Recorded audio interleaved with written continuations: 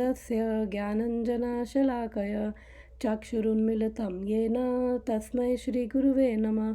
श्रीचैतन्यमनोभीष्टं स्थापितं येन भूतले स्वयं रूपा कदा मह्यं ददाति स्वपदान्तिकं।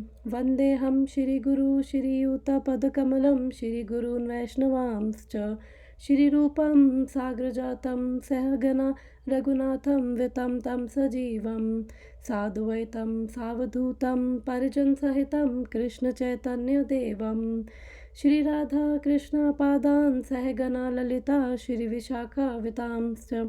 हे कृष्णा करुणा सिंधु दीनबंधु जगतपते गोपेश गोपिकाकांत राधाकांत नमस्तुते। तप्त कांचन गौरांगी राधे वृंदावनेश्वरी वृषभानुसुते देवी प्रणमामि हरिप्रिये। वाञ्छाकल्पतरुभ्यश्च कृपा सिन्धुभ्येव च पतितानां पावनेभ्यो वैष्णवेभ्यो नमो नमः। जय श्री कृष्ण चैतन्य प्रभु नित्यानंद श्री अद्वैत गदाधर श्रीवासादि गौर भक्त वृंद।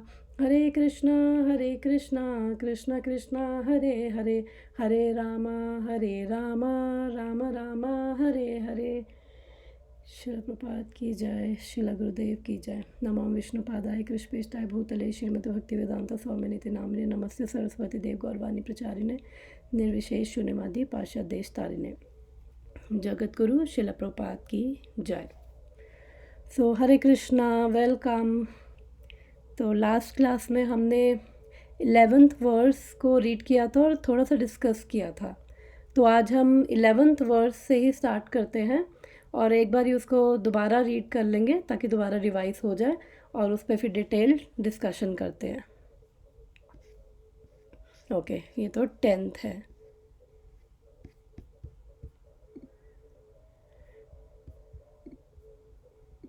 मैं श्लोक रिसाइट करती हूँ। देवान् भाव्यता तेना ते देवा भावयन्तु वः परस्परं भावयन्तः श्रेया परम अवाप्स्यथा। रिसाइट करना है किसी को वर्स? मुझे करना है। अगर हाँ शेयर हाँ। कर। ओह सॉरी, मैंने स्क्रीन नहीं शेयर करी क्या? ओके, मुझे लगा मैं कर चुकी हूँ।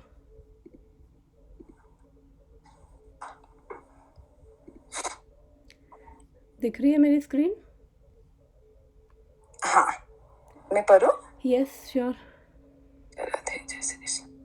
देवान् भावयातानेन देवान् भावयातेन भावयतातेन देवान् भावयातानेन यतातेन यस यतातेन ते देवा भावयन्तु वः परस्परं भावयन्तः श्रेया परम अभप्यास्यत।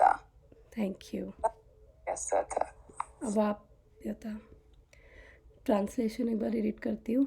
The demigods being pleased by sacrifices will also please you and thus by cooperation between men and demigods prosperity will rain for all. Hindi में एक बार इसकी ट्रांसलेशन देखते हैं। यज्ञों के द्वारा प्रसन्न होकर देवता तुम्हें भी प्रसन्न करेंगे और इस तरह मनुष्यों तथा देवताओं के मध्य सहयोग से सबको संपन्नता प्राप्त होगी। तो एक बारी मैं छोटा सा क्विक रिवीजन दे देती हूँ कि हम अभी कहाँ पे हैं, क्या कौन से सेक्शन पे हैं। तो हम अभी हैं 3rd सेक्शन जो है 10 to 16। फर्स्ट सेक्शन था 3.1 से 3.2 दो वर्सेस का, जिसमें अर्जुन कंफ्यूज था कि मैं क्या करूं। फिर 3.3 से 3.9 में भगवान ने उसको निष्काम कर्म योग के बारे में बताया था।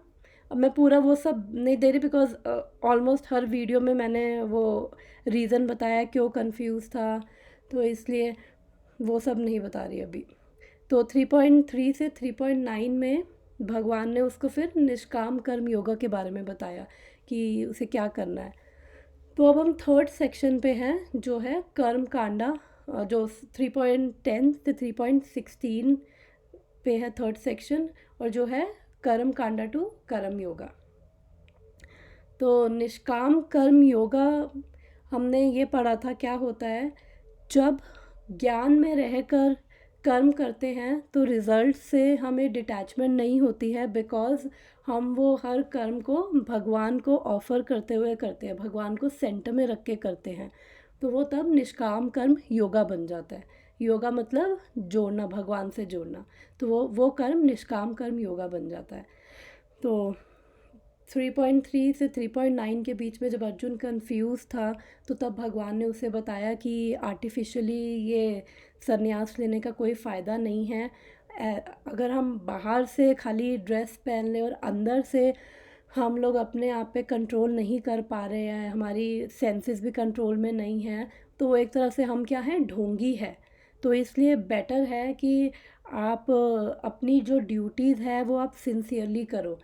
फिर भगवान ने एग्जाम्पल भी दिया था कि जो एक स्ट्रीट पे स्वीपर है जो झाड़ू मार रहा है, वो बेटर है उस अटैच्ड सन्यासी से जो मिथ्याचारी या ढोंगी है, उससे बेटर है, क्योंकि एटलीस्ट वो अपनी जो ड्यूटीज़ हैं वो ईमानदारी से कर रहा है।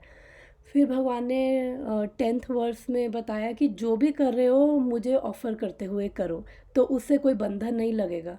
बिकॉज़ अर्जुन का ये भी एक क्वेश्चन था फर्स्ट चैप्टर में, रीज़न था ना लड़ने का कि पाप लगेगा। तो भगवान कह रहे हैं कि अगर मुझे ऑफ़र करते हुए हर कर्म करोगे तो पाप नहीं लगेगा।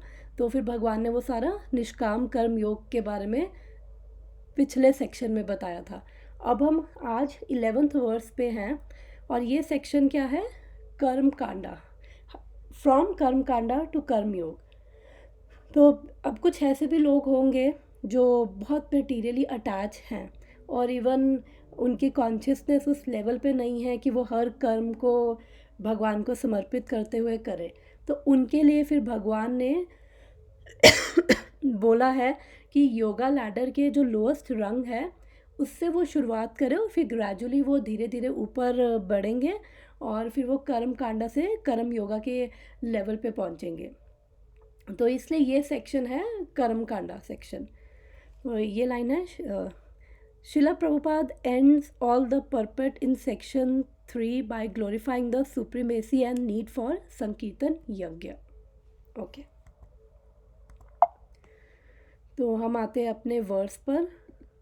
हमने योगा लैडर भी बहुत डिटेल में डिस्कस किया था कि योगा लैडर हर किसी को मौका दे रही है कि आप जिस भी लेवल पर हो, आप उस लेवल पर भगवान से कनेक्ट हो सकते हो।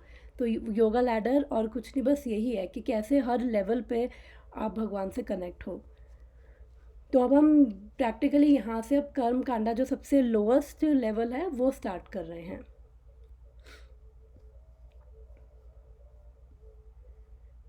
काम करना मतलब जो आपने बोला कि जो लोग जैसे भगवान का, जैसे भगवान ने ये तो कहा है कि सारा काम उनके मतलब उनको बीच में रख के करने के लिए, बट बता रहे हैं वो भी नहीं कर सकते उनके लिए, मतलब जो सबसे लो ग्रेड में है, राइट?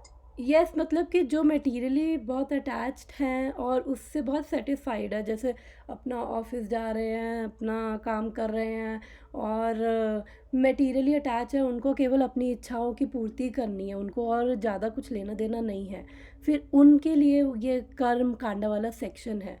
क्योंकि अभी हम कर्म कांडा भी जो है वो भी जो लोग कर रहे हैं वो भी प्रॉपर वे में नहीं कर रहे हैं। जो जैसे मंदिर में जाते हैं अपनी इच्छा पूरी करने के लिए, भगवान के पास पूरी लिस्ट रखते हैं, फिर बोलते हैं मैं 2 नारियल चढ़ाऊँगा या ये चढ़ाऊँगा वो चढ़ाऊँगा मेरी इच्छा पूरी हो जाए, तो वो एक डिग्रेडेड वर्जन है एक्चुअली।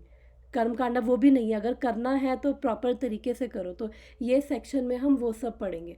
तो कर्मकांडा मतलब वो है योगा लैडर पे सबसे नीचे क्या है, एनिमल लाइफ, एनिमलिस्टिक लाइफ में जो है, जिनको तो बिल्कुल ही बहुत ही इग्नोरेंस में जी रहे हैं, जो लोग जिनको कुछ लेना देना नहीं है, अपना इंटॉक्सिकेशन में खुश हैं और अपना लाइफ जी रहे हैं, बिल्कुल जानवरों वाली ज़िंदगी जी रहे हैं। फिर उससे ऊपर आता है जो कर्म कांडा के लेवल पे एटलीस्ट वो थोड़ा बहुत धार्मिक होने की कोशिश कर रहे हैं, और लेकिन उनको अपनी इच्छाओं से बहुत अटैचमेंट है, केवल उनको अपनी इच्छाएं पूर्ति करनी है। तो ये कर्म कांडा बता रहा है कि आप इच्छाओं की पूर्ति भी कैसे आप धार्मिक वे में करो। और जब आप ऐसे करोगे, जो हम पढ़ेंगे, ऐसे करते करते धीरे धीरे आप धार्मिक बनोगे, आपकी चेतना में एलिवेशन होगी, कॉन्शियसनेस शुद्ध होगी। और धीरे धीरे कर्म कांडा करते हुए, फिर उसके पीछे करने के पीछे उसका पर्पस समझते हुए आप धीरे धीरे कर्म योगा के लेवल पे आओगे। तो ये सेक्शन है कैसे कर्म कांडा करते हुए कर्म योगा के लेवल पे आए, उन लोगों के लिए जो मटेरियली बहुत अटैच हैं और जो भगवान को सेंटर में रख के हर कर्म नहीं कर सकते हैं, उनके लिए ये कर्म कांडा। ओके ओके माता जी, थैंक यू। ओके, तो मैं ये पढ़ूँ हिंदी का या रीड करना है? मैं करूँ? हाँ बिल्कुल। हाँ, एक मिनट है, मैं उस रूम में जाती हूँ, मेरा पति एक्चुअली टीवी देख रहा है। कोई प्रॉब्लम नहीं।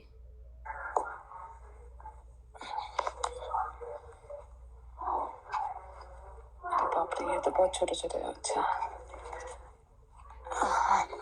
पढ़ने में अगर डिफिकल्ट है तो मैं फिर कर लेती हूँ, कोई बात नहीं। मैं ट्राई करती हूँ। देवता गण सांसारिक कार्य के लिए अधिकार प्राप्त प्रशासक है। प्रत्येक जीव द्वारा शरीर धारण करने के लिए आवश्यक वायु, प्रकाश, जल तथा अन्य सारे बल उन देवताओं के अधिकार में है, जो भगवान के शरीर के विभिन्न भागों में असंख्य सहायकों के रूप में स्थित है।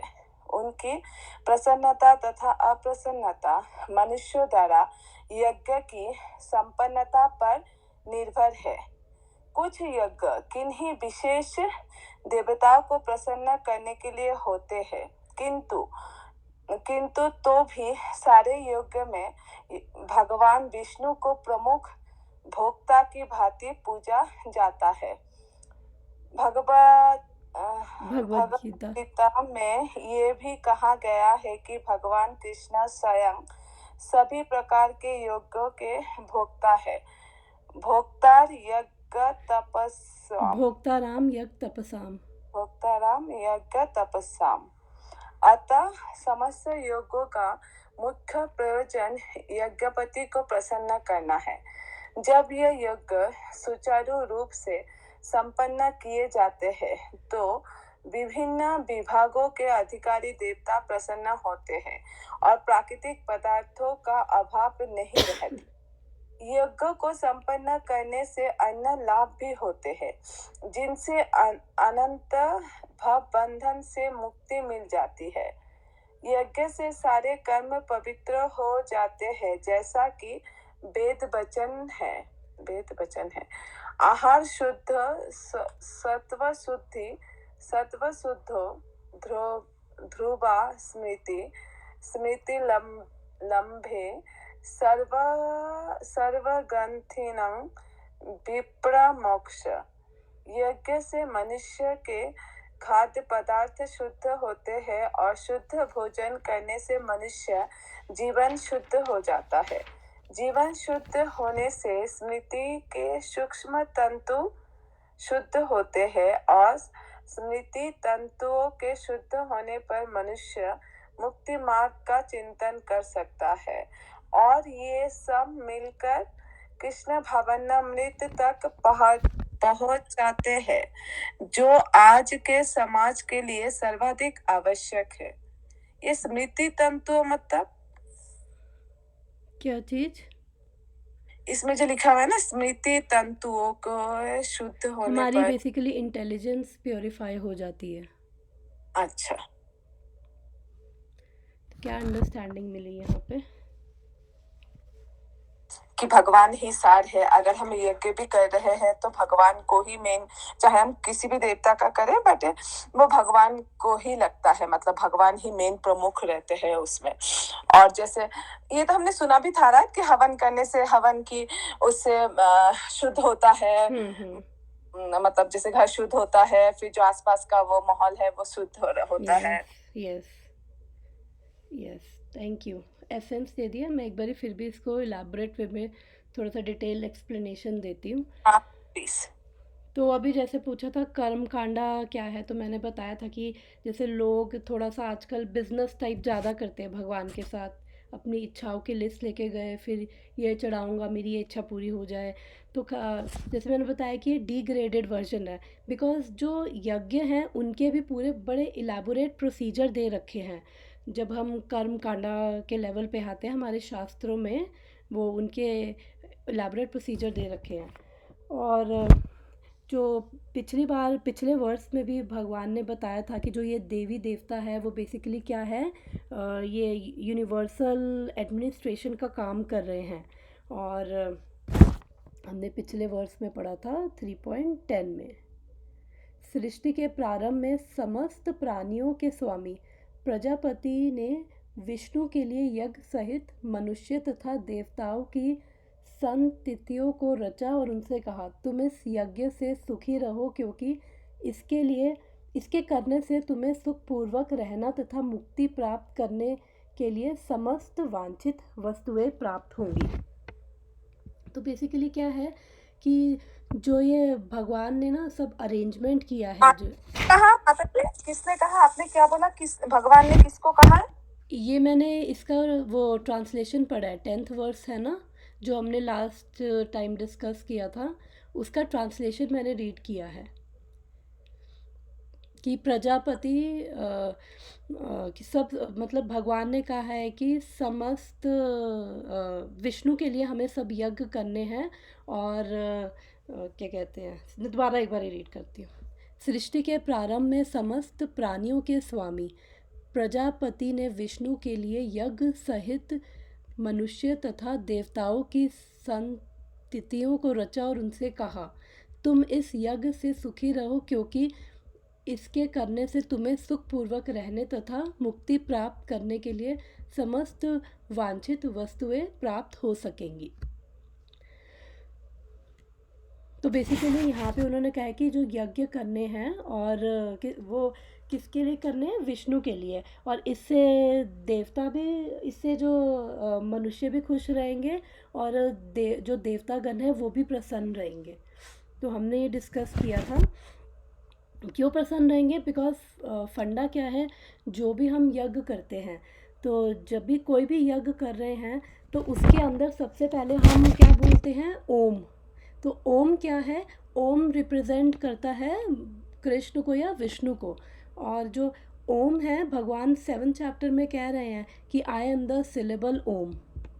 और दूसरा ये गोपाल तप्तानी उपनिषद में आता है ये ओम के बारे में। The letter A denotes Balram the son of Rohini who is substratum of the entire universe. The letter U denotes Pradyumna, who is the super soul of the universe. The letter M denotes Anirudh, who is the super soul of each individual being in the universe. And the Bindu dot above M denotes Shri Krishna, the fountain head of all Vishnu incarnations.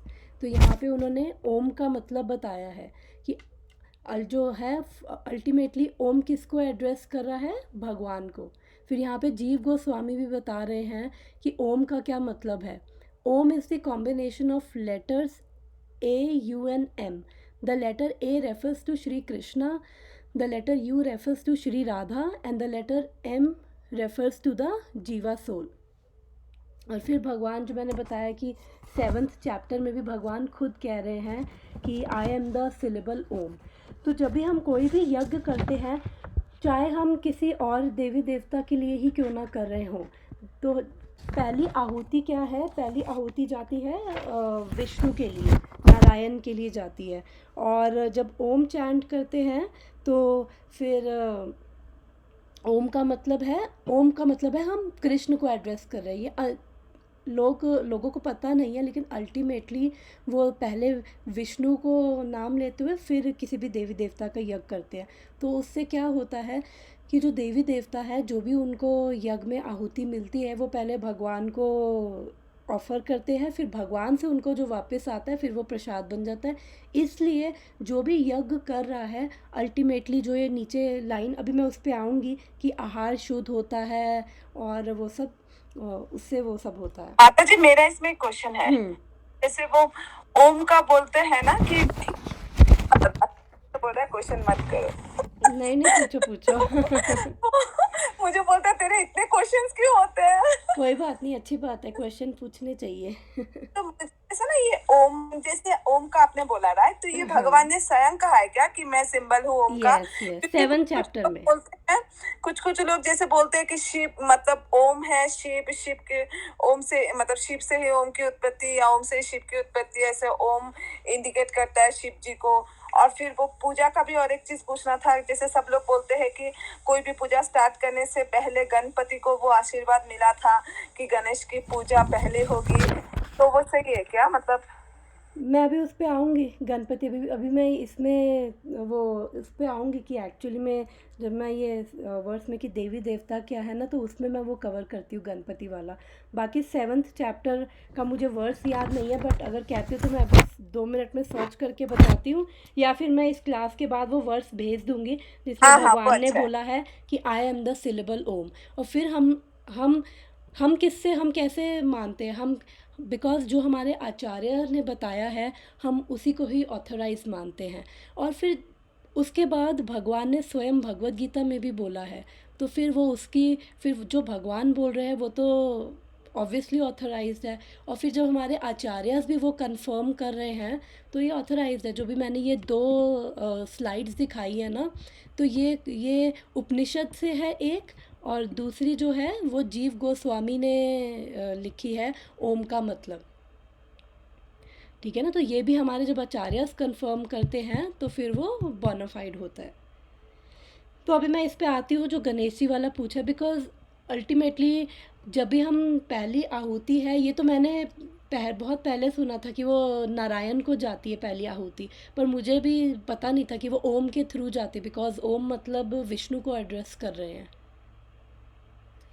Okay, तो हम इस verse पे आते हैं, फिर मैं अपने verse पे आते हैं 11th।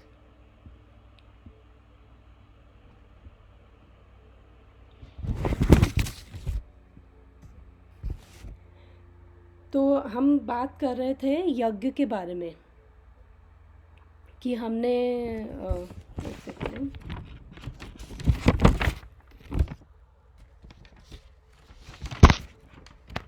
हाँ, हम बात कर रहे थे सॉरी देवी देवताओं के बारे में कि वो यूनिवर्सल एडमिनिस्ट्रेशन का काम करते हैं। इसको हम कैसे समझ सकते हैं कि जैसे एक ही प्राइम मिनिस्टर है और उसके अंडर बहुत सारे मिनिस्टर्स हैं, अलग अलग डिपार्टमेंट हैंडल कर रहे हैं, वैसे ही जो देवी देवता हैं वो अलग अलग डिपार्टमेंट के मिनिस्टर्स हैं। जैसे सूर्य देव हीट एंड लाइट के मिनिस्टर, और वायुदेव हवा के, और सरस्वती विद्या की, तो ऐसे ही अलग अलग देवी देवता हैं। बिकॉज पिछले वर्ष में भगवान ने कहा था कि creator sent generation of demigods and men along with the procedure of यज्ञ। जो भी मैंने हिंदी में ट्रांसलेशन पढ़ी थी, ये उसकी इंग्लिश है। तो अब हम समझते हैं कि भगवान कहना क्या चाह रहे हैं। तो उससे पहले हम ये समझते हैं कि देवी देवता एक्चुअली क्या है, बिकॉज इसकी बहुत कन्फ्यूजन रहती है लोगों को। तो जितनी मेरी अंडरस्टैंडिंग है मैं उससे समझाने की कोशिश करती हूँ, और ये बहुत ही वास्ट टॉपिक है, बट मैं थोड़ा सा इसको अपनी अंडरस्टैंडिंग से बताने की कोशिश करती हूँ। तो जैसे कहते हैं कि 33 करोड़ देवी देवता है या 33 प्रकार के, तो दोनों ही एक्चुअली ठीक है। तो जो ये अब हर यहाँ पे हमने अभी पढ़ा है कि जैसे इतने सारे देवी देवता हैं, और ऐसा नहीं है कि हर एक देवी देवता के लिए केवल एक ही यज्ञ है। जितने देवी देवता हैं उतने ही अलग डिफरेंट टाइप के यज्ञ भी हैं, उनके प्रोसीजर्स भी अलग हैं। तो जैसे कई लोग अपने ही ऑल्टर में इतने वो सबको मतलब उन्होंने सबको रखा हुआ है और बस एक बारी वो धूप जला दी और उनको लगा सब हो गया, तो वो मतलब ठीक है एटलीस्ट कुछ कर रहे हैं, बट उससे ऊपर उठना है, उससे ऊपर उठ के समझना है कि एक्चुअली हम क्या कर रहे हैं और क्यों कर रहे हैं। और भगवान 7th चैप्टर और 9th चैप्टर में बहुत डिटेल में बता रहे हैं कि देवी देवता और अपनी पोजीशन, और कह रहे हैं कि जो भी ये देवी देवताओं के लिए करता है वो अविधि पूर्वक करता है। तो इससे पहले हम थोड़ा एक बार आके समझते हैं कि ये है क्या देवी देवता। मैं एक बार अपनी स्लाइड्स ओपन करती हूँ।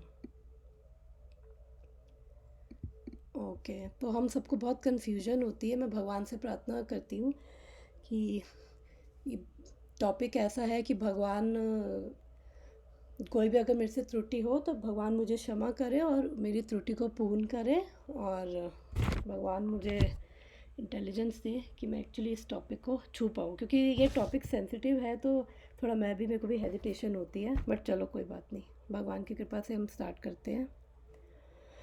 तो हम पहले समझते हैं कि ये तत्व क्या है। 3 तत्व होते हैं, एक होता है जीव तत्व, एक होता है विष्णु तत्व, एक होता है शंभु तत्व। तो जो विष्णु तत्व क्या है, जो विष्णु भगवान कृष्ण विष्णु और उनके सारे जो अवतार हैं वो सारे विष्णु तत्व में आते हैं। अब कहते हैं कि कृष्णा में 64 क्वालिटीज़ हैं, एक्चुअली 64 नहीं है, अनलिमिटेड क्वालिटीज़ हैं, बट मोटा मोटा जो हमारी बुद्धि को समझ आता है तो वो 64 है कृष्णा में क्वालिटीज़। और फिर दूसरा आता है जीव तत्व। जीव तत्व यानी कि जो हम लोग हैं, हम भी एक्चुअली भगवान की शक्ति हैं।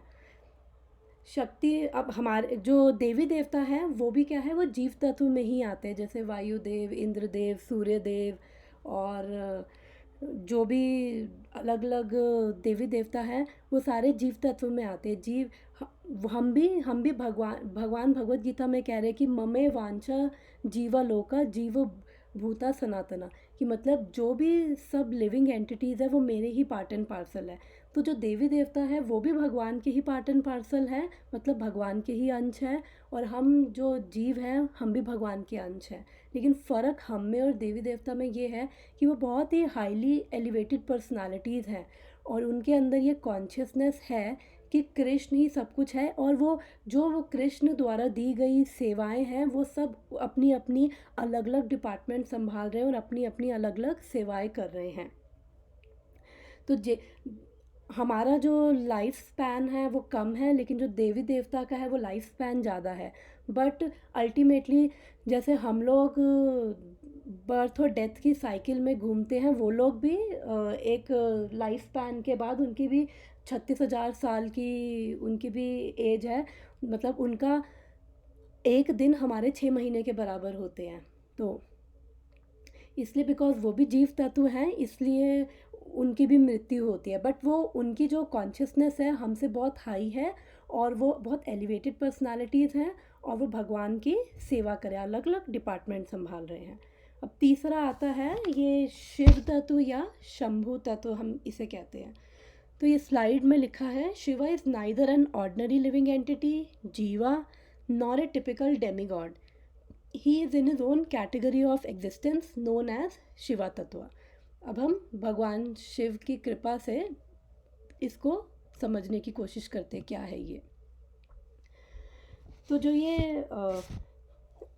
अच्छा हाँ, मैंने क्वालिटीज़ के बारे में बताया था कि जो जीव तत्व कृष्ण में मैंने बताया था कि 64 क्वालिटीज़ हैं, तो गुण हैं। तो वैसे ही जो जीव है, जीव तत्व में 50 गुण होते हैं। इससे मतलब मैक्स टू मैक्स किसी के पास केवल 50 गुण आ सकते हैं और इससे ज़्यादा जीव के पास नहीं आ सकते। मतलब हम लोग, राइट? जीव, यस, जीव का मतलब हम लोग भी, और जो देवी देवता है वो भी जीव तत्व में आते हैं ये। लेकिन ये शंभु, ये शिव तत्व, ये डिफरेंट है, तो अभी मैं उसकी बात करूँगी अभी। फिर उसके बाद शिव तत्व है, शिव के अंदर 55 क्वालिटीज़, यानी कि जो शिव हैं वो 84% उनके अंदर क्वालिटीज़ हैं, कृष्ण के अंदर 100% है, शिव के अंदर 84% क्वालिटीज़ और जीव तत्व 78% क्वालिटीज़, हम गुण ये समझ सकते हैं अभी। तो अब जो ये शिव है, ये एक्चुअली इनकी शिव तत्व है, इसकी 4 मैनिफेस्टेशंस है। एक है सदाशिव, एक है शंभु, एक है शिवा, एक है रुद्र। तो ये सदाशिव कौन है? ये तो प्योरली विष्णु तत्व हैं। ये मतलब ये महाविष्णु ही है एक तरह से, उनकी एक्सपेंशन या महाविष्णु समझ लो। तो उसके बाद जो ये बाकी हैं वो सब क्या आते हैं, सदाशिव को छोड़ के बाकी ये तीनों आते हैं शंभु तत्व में। तो अगर हम ये देखें नेक्स्ट में, हाँ यहाँ से समझते हैं हम कि जब भी भगवान को सृष्टि करनी होती है, एक सेकेंड, चलो पहले हम ये समझ लेते हैं कि सदाशिव क्या है। तो जो जैसे मैंने बताया कि ये क्या है, विष्णु है, महाविष्णु है एक्चुअली ये सदाशिव, और इन्हीं से ही फर्दर फिर एक्सपेंशन होती है, और ये इन्हीं से ही फिर 11, एक सेकेंड, इनसे आते हैं मटेरियल कॉज है ये, और फिर अच्छा, ये सदाशिव के बारे में हम चैतन्य चरितमृत में भी पढ़ सकते हैं। आदि लीला में 6 चैप्टर का 79 वर्स में उनके बारे में बताया है कि ये जो है महाविष्णु की एक्सपेंशन है ये सदाशिव। और उसके बाद नेक्स्ट आता है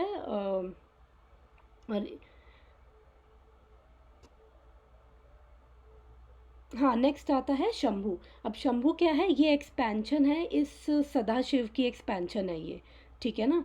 और ये जो है ये कहाँ पे रहते हैं, इनका जो ये जो शंभु हैं ये वैकुंठ लोक में नहीं रहते, ये इनका वैकुंठ लोक से नीचे एक धाम है जिसे महेश धाम कहते हैं, और ये मटेरियल वर्ल्ड से ऊपर है और वैकुंठ लोक से नीचे है, तो ये शंभु वहाँ पे रहते हैं, ठीक है ना। और ये शंभु जो है ये विष्णु तत्व नहीं है, ये है शिव तत्व। और अगर मैं बस इसलिए समझा रही हूँ कि हमें समझ आए, अगर ना भी इतनी टेक्निकल डिटेल समझ आए तो भी कोई फ़र्क नहीं पड़ता। फिर इसके बाद इनसे निकलते हैं 11 रुद्र आते हैं, जिसका भागवतम में बताया हुआ है, इनसे शंभु तत्व से 11 रुद्र आते हैं। फिर और ये जो वो जो ये शिव है, फिर जो ये 4th मैंने लगा रखे शिवा, ये फिर उसके बाद और ये शिवा जो है फिर हर मटेरियल यूनिवर्स में ये शिव और पार्वती, ये शिव पार्वती के साथ हर मटेरियल यूनिवर्स में एंटर करते हैं, और हर मटेरियल यूनिवर्स के अलग अलग शिव हैं। तो हम नेक्स्ट पे आते हैं, मैं यहाँ से थोड़ा सा एक्सप्लेन करती हूँ कि वो क्रिएशन में क्या होता है। तो फिर हम ये मेरा पर्पस इसको एक्सप्लेन करने का यही है कि हम पोजीशन समझें कि भगवान कौन है, शिव कौन है। थोड़ा इन चीज़ों से क्या होता है कि हमें क्लैरिफिकेशन मिलती है कि हम जिनके बारे में बात कर रहे हैं वो एक्चुअली क्या है, उनकी पोजीशन क्या है। ओके, तो अब मैं इस पे आती हूँ। जब भी क्रिएशन करनी होती है तो जो ये सदाशिव है, जहाँ पे ये मेरा माउस है, ये सदाशिव है, ये वैकुंठ लोक में है, यानी कि जो ये हमारा स्पिरिचुअल वर्ल्ड है, ठीक है ना।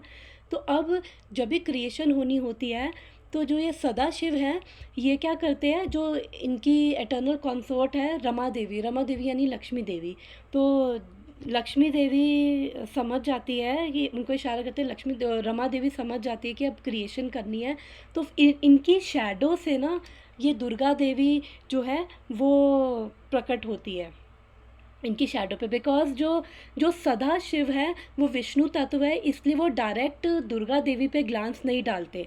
और जब ये इनकी शैडो से दुर्गा देवी प्रकट होती है तो जो सदा शिव की जो ग्लांस होती है उससे शंभु प्रकट होते हैं। फिर शंभु जो है, ये बीच में ये पिक्चर के बीच में मेरा माउस जा रहा है, ये शंभु जो है फिर ये दुर्गा देवी पे ग्लांस डालते हैं और उसके बाद पूरी क्रिएशन होती है। तो मतलब रमा देवी जब समझती है फिर वो दुर्गा देवी उनकी शैडो से आती है, फिर वहाँ से फिर इनके ग्लांस से शंभु आते हैं, और फिर वो शंभु और ये दुर्गा देवी मिलकर ये पूरी मटेरियल क्रिएशन करती है, ठीक है। और फिर कैसे होता है, उसके अंदर उस क्रिएशन में ये लिखा है जीव, काल और कर्म, तीनों चीज़ें एक्चुअली क्या होता है, ये भागवतम में हम अभी पढ़ रहे हैं, लेकिन हम आगे इस सब के बारे में पढ़ेंगे डिटेल में, तो अभी मैंने उसका थोड़ा शॉर्ट वर्जन बता दिया है। तो इस स्लाइड में यही था। अब मैं आगे नेक्स्ट आती हूँ। ओके, बिकॉज़ जो दुर्गा देवी है, जो मैंने पहले भी बताया था कि वो जो भगवान की बहन है, तो इसलिए क्रिएशन के लिए वो जो सदाशिव है वो शंभू के रूप में, शंभु शिव तत्व है, विष्णु तत्व नहीं है, इसलिए शंभू के रूप में वो ये दुर्गा देवी पे ग्लांस करते हैं। फिर आगे वो सारा वो प्रधान आता है। प्रधान क्या होता है कि जो अप्रकट अवस्था में जो मटेरियल क्रिएशन है, फॉर एग्जांपल जैसे अभी सारा मलबा पड़ा हुआ है, अभी बिल्डिंग नहीं है, तो लेकिन जो भी मलबा है उसी से ही बिल्डिंग खड़ी होती है। तो अभी वो क्या है कि मलबे पे वो ग्लांस करेंगे, फिर वो दुर्गा देवी पूरी एक तरह से वो बिल्डिंग, वो सारी क्रिएशन वो सब करेंगी, तो वो होता है। ठीक है ना। तो अब हम भगवान की ये पोजीशन समझते हैं। ये ब्रह्मा जी ब्रह्म संहिता में बोल रहे हैं कि शिव जी की क्या पोजीशन है। क्षीरं यथा ददाति विकार विशेष योगात् संजायते नहि तथा पृथगस्ति हेतु यह शंभुतामपि तथा समुपैति कार्यात् गोविंदमादिपुरुषं तमहं भजामि। तो इसकी ट्रांसलेशन पढ़ते हैं। Just as milk is transformed into curd by the action of acids, but yet the effect of curd is neither same as nor different from its cause, that is milk. So I adore the primeval Lord Govinda, of whom state of Shambhu is transformation for the performance of work of destruction. Basically यहाँ पे क्या कह रहे हैं, ये ब्रह्मा जी ने ब्रह्म संहिता में बोला है कि जो शिव जी हैं और विष्णु हैं, एक तरह से अगर विष्णु दूध है तो शिव क्या है, वो दही है, बिकॉज इंग्रेडिएंट दोनों का सेम है। लेकिन जब कर्ड के अंदर ये आई थिंक 545 है, अगर इसको डिटेल में पढ़ना हो, प्रभुपाद ने इसका परपट पूरा दे रखा है, बहुत अच्छा परपट है वो, तो इसका भी मैंने सिर्फ ट्रांसलेशन पढ़ी है। तो अगर हम इसका परपट पढ़ेंगे ना तो हमें काफ़ी चीज़ें समझ आएंगी, बट अभी क्लास में मैं इसलिए नहीं पढ़ रही बिकॉज उस बहुत लंबा है और उसमें काफ़ी टाइम भी जाएगा, तो मैं बस ऊपर से बता रही हूँ कि जब कर्ड में कुछ एडल्ट्रेशन मिक्स होती, जब दूध में कुछ एडल्ट्रेशन डालते हैं, मिक्स करते हैं, तो उससे क्या है, दही बनता है। दूध दही बन सकता है लेकिन दही दूध नहीं बन सकता। तो शिव और विष्णु में ये फ़र्क है। और फिर भागवतम में बोला जाता है कि वैष्णवा नाम यथा शंभु, कि सब वैष्णवों में जो शिव जी हैं या जो शंभु हैं वो क्या है, ग्रेटेस्ट ऑफ ऑल वैष्णवास। वैष्णव कौन है, जो कृष्ण या विष्णु के भक्त हैं, और उन सब में जो सबसे बड़े भक्त हैं वो कौन है, शिव हैं। और फिर यहाँ पे 6th कैंटो के 3rd चैप्टर के 20 और 21 वर्स में यहाँ पे भी भगवान बोल रहे हैं कि जो ये 12 महाजन के बारे में बता रहे हैं, तो उसमें से शिव जी भी एक महाजन है। अब 12 महाजन कौन है, जो हमारी हर एक्टिविटी के विटनेस है और जिनको पूरे क्या कहते हैं, जिनको पता है कि धर्म के प्रिंसिपल्स क्या है, धर्म क्या है, एक्चुअल में रियल रिलीजन क्या है, जो समझते हैं भगवान कौन है, भगवान के, और ये बहुत एलिवेटेड पर्सनालिटीज़ हैं। तो उन सब में 12 महाजन में शिव भी आते हैं।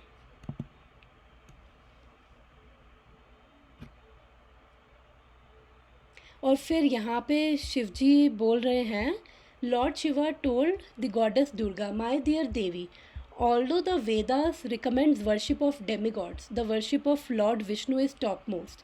However, above the worship of Lord Vishnu is rendering service to Vaishnavas who are related to Lord Vishnu."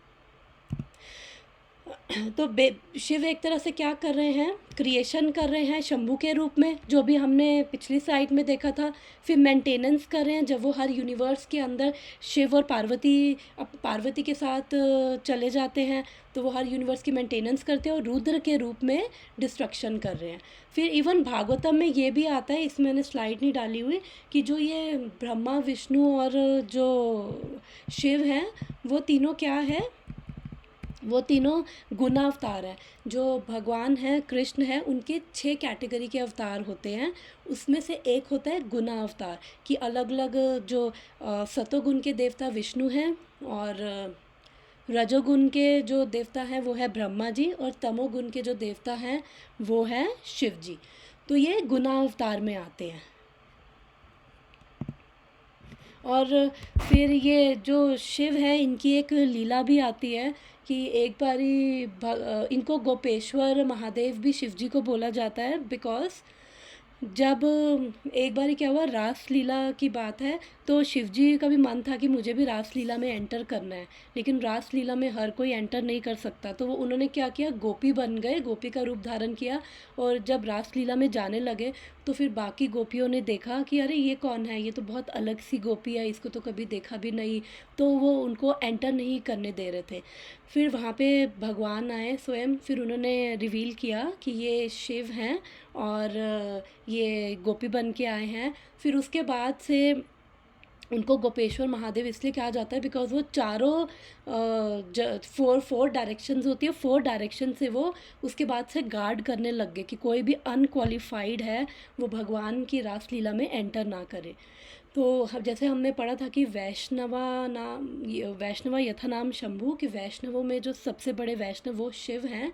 तो जब भगवान शिव की कृपा होती है तो उनकी कृपा से भी विष्णु भक्ति मिलती है। तो ये सब है इनकी, ये कौन से है, भूतेश्वर महादेव, रंगेश्वर महादेव, ये साउथ से प्रोटेक्ट करते हैं, और ये सब है इसमें। ओके। और फिर इवन पद्म पुराण में ये भी आता है कि जो शिवजी बोलते हैं, श्री राम राम रामेति राम राम मनोरमे सहस्त्र नाम ततातुल्या राम नाम वर्णने। भगवान शिवजी क्लियरली बोल रहे हैं कि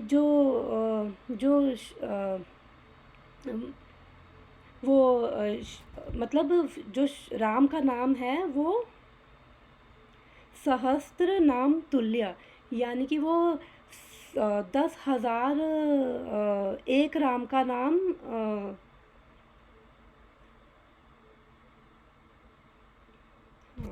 10,000 नाम के तुल्य है। Yes yes.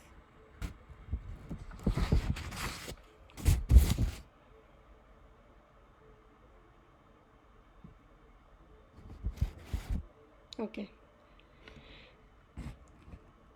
तो इसलिए प्रभुपाद ने जगह जगह लिखा है कि जो शिव है वो जगह जगह प्रभुपाद ने लिखा है कि इनको भी काफ़ी जगह डेमीगॉड्स की कैटेगरी में लिखा है। एक्चुअली डेमीगॉड्स मतलब देवतागण, बिकॉज ये चीफ है सब देवों के, तभी उनको महादेव भी कहा जाता है शिव जी को।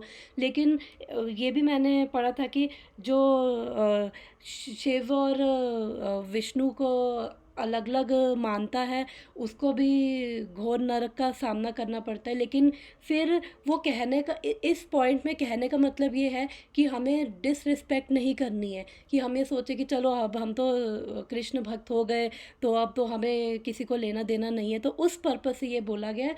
और लेकिन अल्टीमेटली अभी हमने देखा है कि एक्चुअली शंभू भी कहाँ से आ रहे हैं, सदाशिव से आ रहे हैं। सदाशिव कौन है, जो स्वयं महाविष्णु है। तो इसलिए हम लोगों को बहुत संभल के, हमें डिसरिस्पेक्ट किसी की नहीं करनी, बिकॉज इवन जो राह पे चलता हुआ अगर कीड़ा भी होता है तो हम उसको भी बोला जाता है कि उसको भी हमें जब अनादर नहीं करना, तो फिर ये तो बहुत बड़ी चीज़ है, बहुत एलिवेटेड पर्सनालिटी है, तो फिर हम कैसे किसी की डिसरिस्पेक्ट करें। तो अब हम आते हैं अभी हमने तत्व पढ़ रहे हैं, तो हम आते हैं शक्ति तत्व पे आते हैं। अब हम दुर्गा देवी और जो भी गणेश जी के बारे में बात कर रहे थे, थोड़ा अब उनका भी समझने की कोशिश करते हैं। तो हम ऐसे समझेंगे यहाँ पे कि भगवान की एक्चुअली 3 शक्तियाँ होती हैं। एक होता है अंतरंगा, एक बहिरंगा, एक तटस्था। अंतरंगा यानी, अगर थोड़ा कन्फ्यूजन हो तो मुझे बता देना, अगर थोड़ा सर के ऊपर से भी निकले तो बस एसेंस समझना कि मेरा पॉइंट क्या है समझाने का। तो अब मैं ये इसलिए समझा रही हूँ कि हम समझें कि हम लोग कहाँ स्टैंड करते हैं एक्चुअली।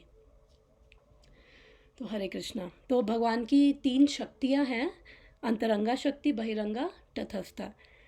जो अंतरंगा शक्ति है वो है भगवान की इंटरनल एनर्जी, जो है भगवान की योग माया। जो भगवान के सारी स्पिरिचुअल वर्ल्ड में, भगवान के धाम में सब कुछ भगवान की लीलाओं का सब कुछ वो संचालन करती है, अंतरंगा शक्ति भगवान के अनुसार।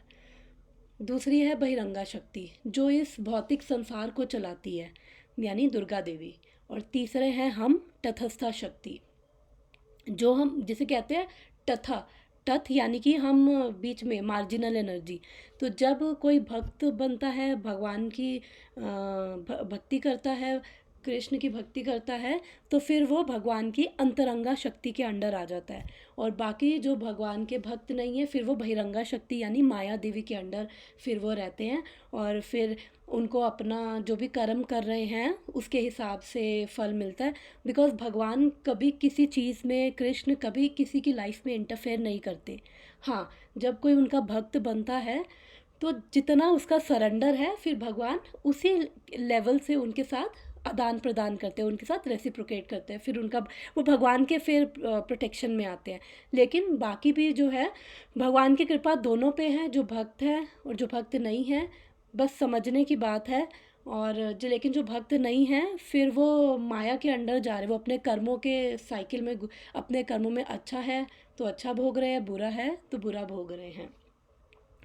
तो ये है भगवान की, ये बाकी और टेक्निकल समझने की ज़रूरत नहीं है इसमें।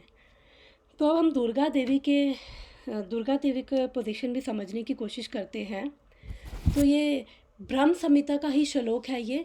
सृष्टि स्थिति प्रलय साधन शक्ति रेखा चाये वयस्य भुवनानि बिभर्ति दुर्गा इच्छानुरूपमपि यस्य च चेष्टते सा गोविंदमादिपुरुषं तमहं भजामि।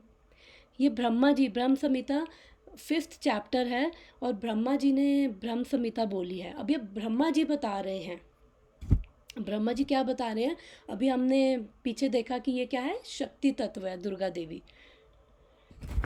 और इसकी ट्रांसलेशन एक बार ही पढ़ती हूँ।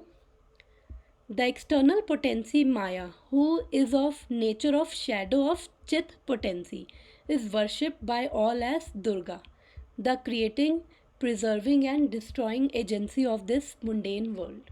I adore the primeval Lord Govinda, in accordance with whose Durga Devi conducts herself. हम इसको समझने की कोशिश करते हैं कि यहाँ पे क्या बोला है।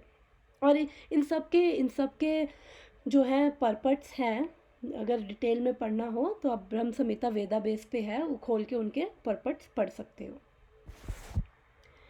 तो यहाँ पे दुर्गा देवी को ग्लोरीफाई किया गया है कि वो इस मटेरियल वर्ल्ड को जेल माना जाता है, और दुर्गा देवी को जेलर की तरह।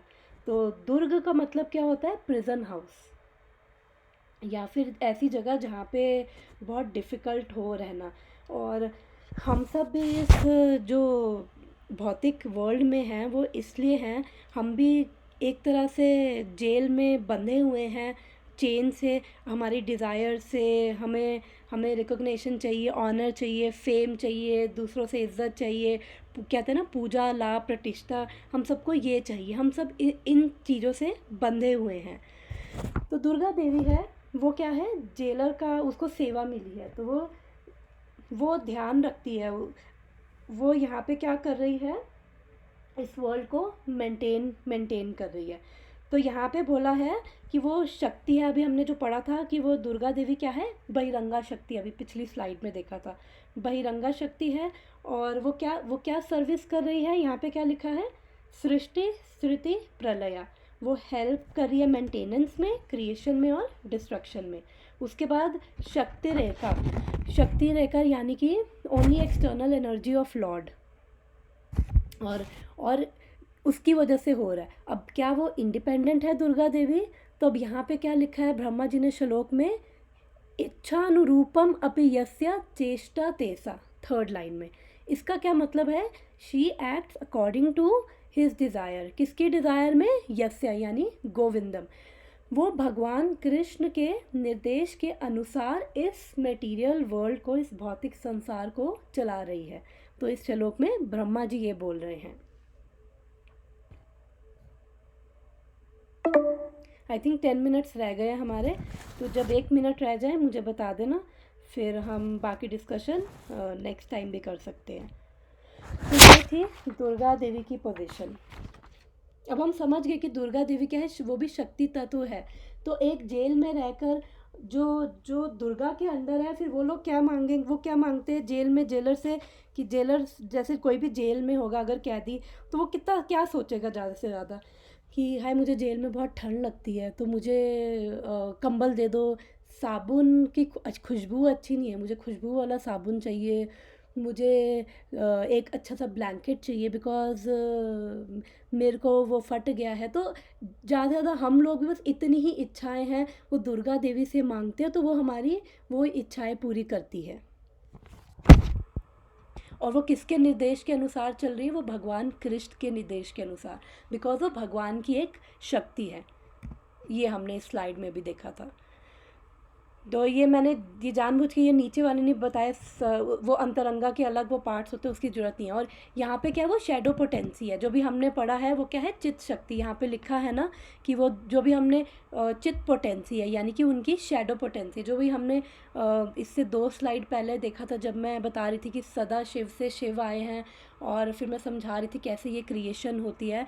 तो फिर वो रमा देवी की जो रमा देवी लक्ष्मी का एक्सपेंशन है, लक्ष्मी की एक्सपेंशन से फिर वो उनकी छाया है। दुर्गा देवी क्या है, उनकी छाया है केवल रमा देवी की। अब हम आते हैं गणेश जी के, और ये भी है ब्रह्म संहिता से। अब ये ब्रह्मा जी सब बोल रहे हैं, यत पाद पल्लव युगम विनिधया कुंभका द्वंद्वे प्रणाम समस्य गणाधिराजा विघ्नं विहन्तुमलमस्य जगत्त्रयस्य गोविंदमादिपुरुषं तमहं भजामि। तब यहाँ पे translation, I adore the primeval Lord Govinda whose lotus feet are always held by Ganesha upon the pair of tumuli protruding from his elephant head in order to obtain power for his function of destroying all the obstacles on the path of progress of 3 worlds। अब यहाँ पे क्या कह रहे हैं ब्रह्मा जी, ये ब्रह्मा जी इन सब की पोजीशन बता रहे हैं। ब्रह्मा जी कह रहे हैं,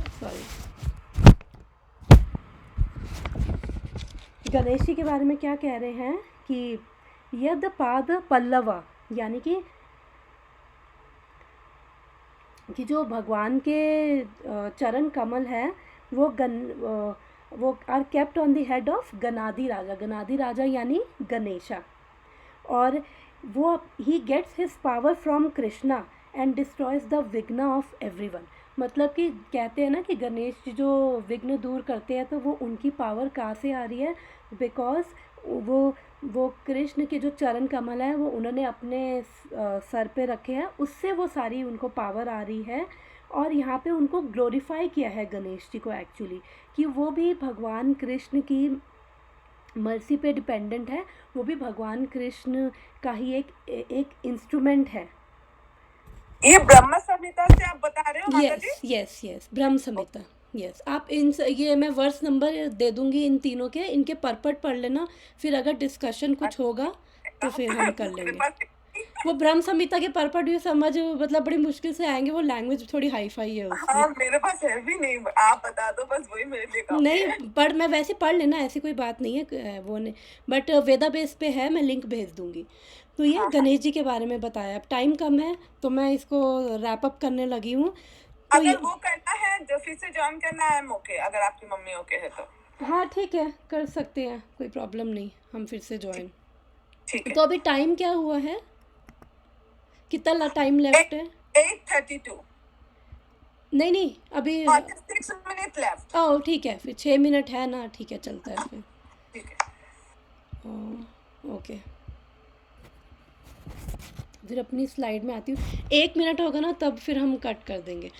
तो अब हम यहाँ से समझते हैं कि और जब ये पता नहीं, मुझे याद नहीं आ रहा, शायद भागवतम का ही था, कि जब भागवतम लिखनी थी तो व्यास देव जी ने गणेश जी को बोला था भागवतम लिखने के लिए।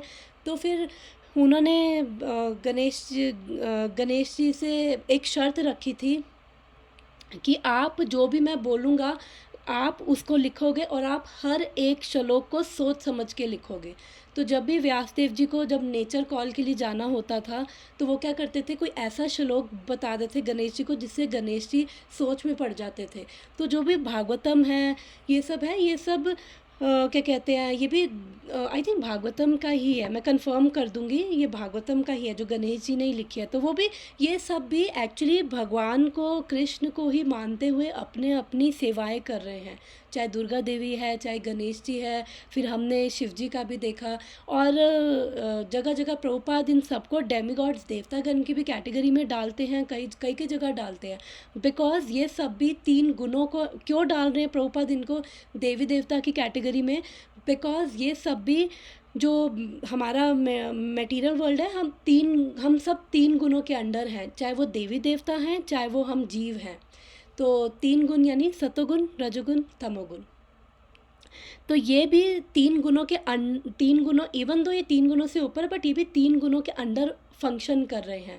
इसीलिए इवन जो शिव जी हैं वो भी मोहिनी मूर्ति के रूप में बिविल्डर हो गए थे, बट उसके पीछे भी हमें ये नहीं समझना चाहिए कि अच्छा मतलब शिव भी ऐसे वो फंस रहे हैं, लस्ती हैं, वो सब नहीं है। हमें उसका मतलब ये नहीं लेना है, हमें उसका मतलब ये वो, क्योंकि शिव जी ने बोला था कि ये मेरे लॉर्ड की ग्रेटनेस है, मेरे भगवान की ग्रेटनेस है, कि क्योंकि बिकॉज जो शिव हैं वो बहुत डिफरेंट है।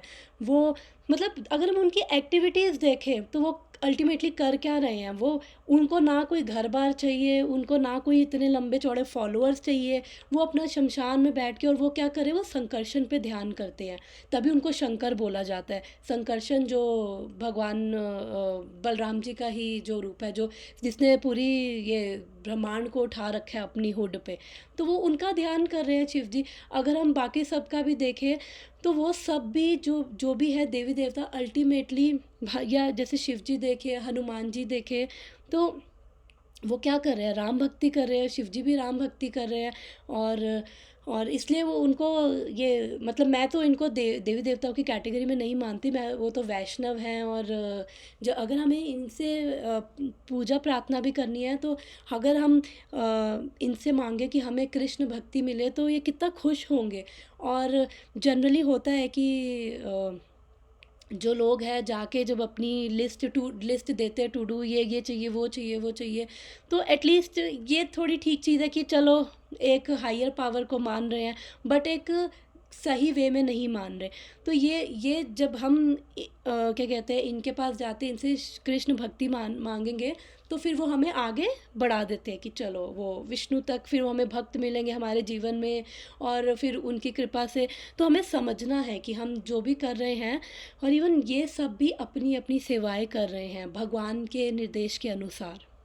तो ये समझते हुए हम अगर देवी देवताओं को मानते हैं तो उसमें कुछ गलत नहीं है। और फिर हम एक्चुअली तब राइट वे में उनसे कनेक्ट हो पाते हैं, जब हम इन सब के पीछे मेन सोर्स कृष्ण को देख पाते हैं, तो फिर हम राइट वे में देवी देवताओं से भी कनेक्ट हो पाते हैं, और कृष्ण तक भी हम राइट वे में पहुंच पाते हैं। कितना टाइम बचा है एक बार और बताना मेरे को, चेक करके कितने मिनट हम वो कर सकते हैं, लॉग आउट करके फिर लॉग इन कर सकते हैं, 2 मिनट्स बाकी। ठीक है, फिर एक काम करते हैं, फिर ये वाला वर्ड्स ख़त्म कर लेते हैं, हम एक बार ही लॉग आउट करके लॉग इन कर लेते हैं। ठीक है, ठीक है, thank you Hare so much, Krishna. Hare Krishna.